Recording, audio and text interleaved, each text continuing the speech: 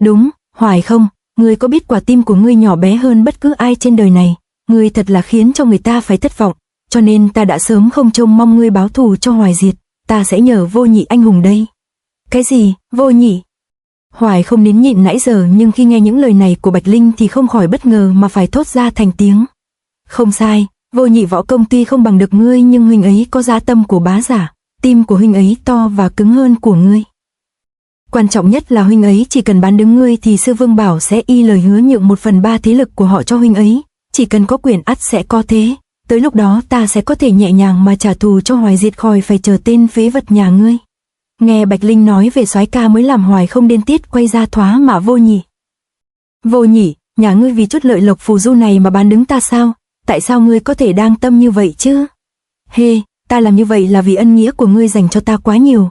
Còn nhớ năm đó nhờ người đã khởi phát thiên phú tập võ cho ta, giúp ta hiểu mình không phải là chó để trở lại làm người. Nhưng khi ta muốn mở rộng bá nghiệp thì ngươi lại buộc ta phải phong kiếm, từ bỏ độc nhất môn, ngươi tưởng mình là ai vậy chứ hả? Ta làm vậy là mong ngươi đừng lạm sát người vô tội mà gây nên chướng nghiệp, đó là ý tốt mà ta dành cho ngươi. Hứ, thứ đạo nghĩa mà ngươi nói to tát quá ha, nhưng thử hỏi ai làm nên đại sự vang danh khắp thiên hạ lại không giết người chứ? Chính nghĩa của ngươi đã là hòn đá tảng trói lấy chân ta, dưới cái bóng của ngươi nghiệp bá của ta chẳng thể đạt thành, ta biết chỉ còn cách trừ khử ngươi đi mới có thể thoải mái mà độc bá võ lâm. Vô Nhị cay cú chuyện cũ đã lâu giờ lại bị Hoài không lên lớp dạy dỗ làm hắn ta điên tiết. Vô Nhị vồ lấy Hoài không xỉ và không ngớt đến bật cả máu mép, còn Hoài không bị Vô Nhị kéo giật khiến mớ ngân châm sau lưng bị căng lên làm anh ta đau đớn khôn cùng. Dù đau đớn làm vậy nhưng Hoài không vẫn cố nín nhịn không rên la một tiếng nào, anh ta cố gắng dặn ra từng chữ nói với Vô Nhị. Ngươi không nắm chắc việc đánh bại được ta cho nên mới dùng đến mưu hèn kế bẩn này để trừ khử ta sao? Thông minh, lời ngươi nói chẳng sai chút nào. 7 ngày sau là đại hội tế sư, nhưng ngân châm đã phong tỏa khí môn toàn thân của nhà ngươi.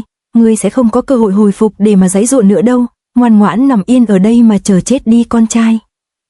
Vừa nói Vô Nhị vừa xô mạnh Hoài không xuống đất, cái xô tay tuyệt tình tuyệt nghĩa này lại càng làm rung động mớ ngân châm sau lưng của Hoài không, khiến anh ta đau lại càng thêm đau, cơn đau thể xác cộng với tinh thần như đang vỡ nát, làm đầu óc anh ta như muốn nổ tung. Hết chuyện rồi, chúng ta đi thôi. Cùng với lời nói vô tình của Vô Nhị, Hoài không còn thấy rõ vẻ mặt khinh khỉnh của Bạch Linh dành cho anh ta. Bọn người sau khi xem kịch cười nói hả hê đều đã bỏ đi, sự huyên náo giờ đây lại được thay bằng sự tĩnh mịch cô tịch đến lạnh người.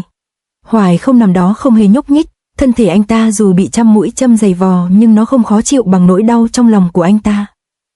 Vô Nhị, một bằng hữu mà anh ta từng dốc hết tâm sức tương trợ.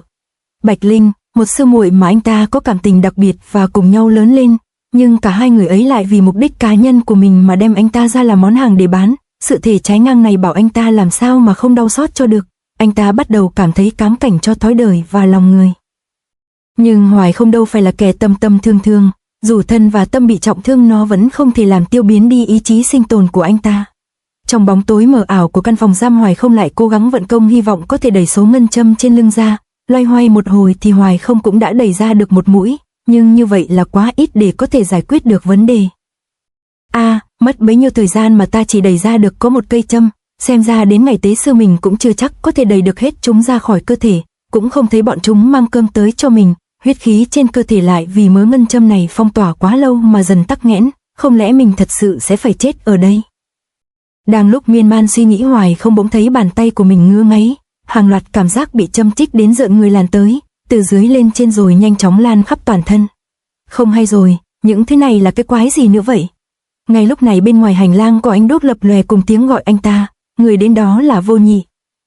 Hoài không, có nhìn thấy những thứ tuyệt vời mà ta chuẩn bị cho ngươi chưa hả?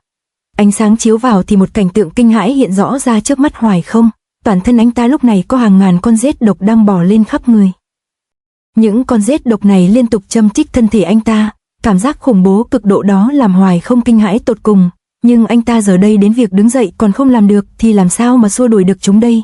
Hoài không bất lực phơi mình ra cho đám rết độc mặc sức tổ chức liên hoan.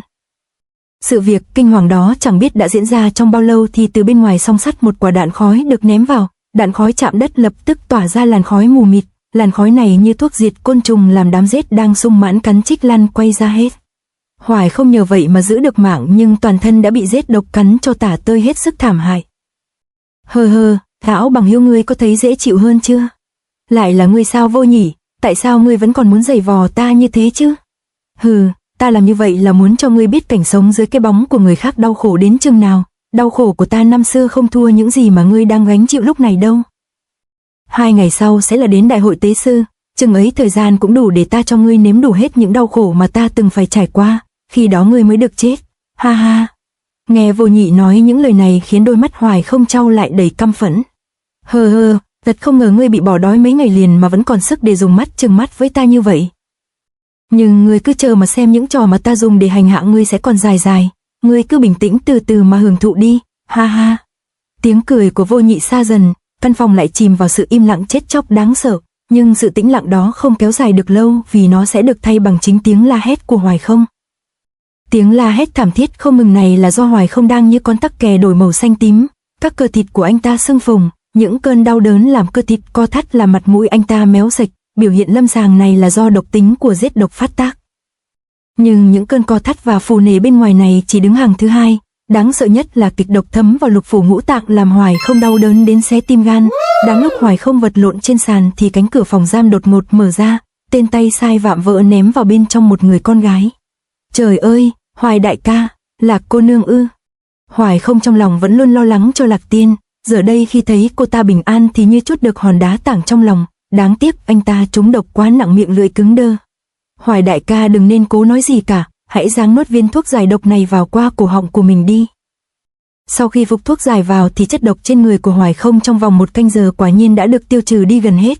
Nhưng một người trải qua quá chừng dày vò như anh ta giờ đây đã chẳng còn nhìn ra hình dáng một con người. Hoài Không sau khi hồi tỉnh thì cất tiếng thều thào hỏi Tiểu Tiên. Lạc cô nương, tại sao cô lại có thuốc giải này? Là bọn người đó đưa cho muội. Lúc này bên ngoài phòng giam đã lố nhố đám Lâu La tiểu tốt mới kéo đến. Không sai, Vô Nhị môn chủ chỉ muốn hành hạ ngươi chơi chơi. Ông ấy sẽ không để cho ngươi chết dễ dàng được đâu.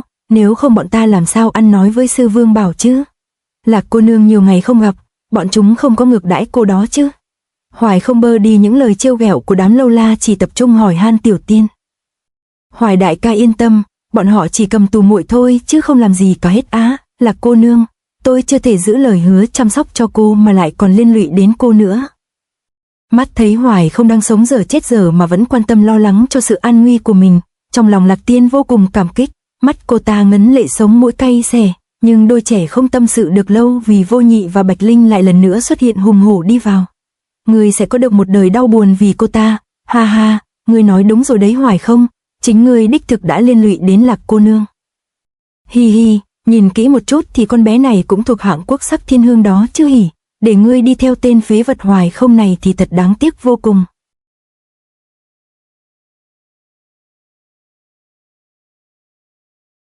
To be continued.